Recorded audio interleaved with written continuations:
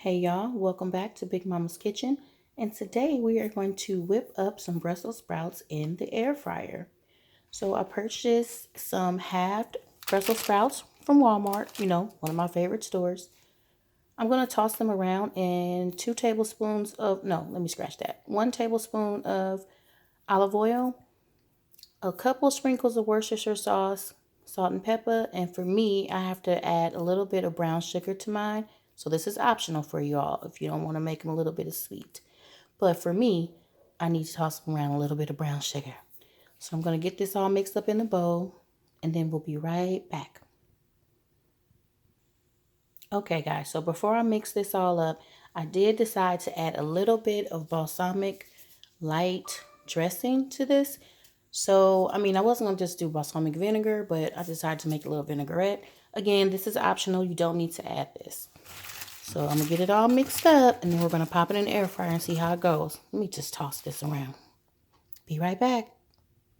Okay, guys, I got in as much as I could for the first batch. Look at those. Don't they look good already? I can tell you right now, this sauce is going to be the bomb. Y'all going to need that brown sugar in your life.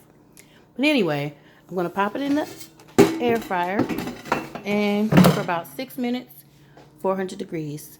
And we'll be right back. Okay, let's check them out and see what's going on here.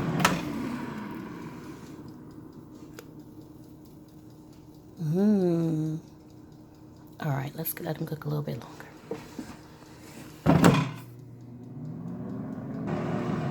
Okay, y'all, they're spilling ready. Let's go and hit that bell and see what we have.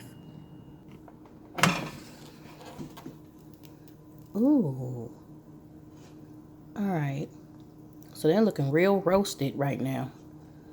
Take them out, put them on a plate, and then we'll taste them. Smells good. Okay, y'all, these look amazing. Now let's try it. Okay, a little bit crispy on the outside. All right, here we go.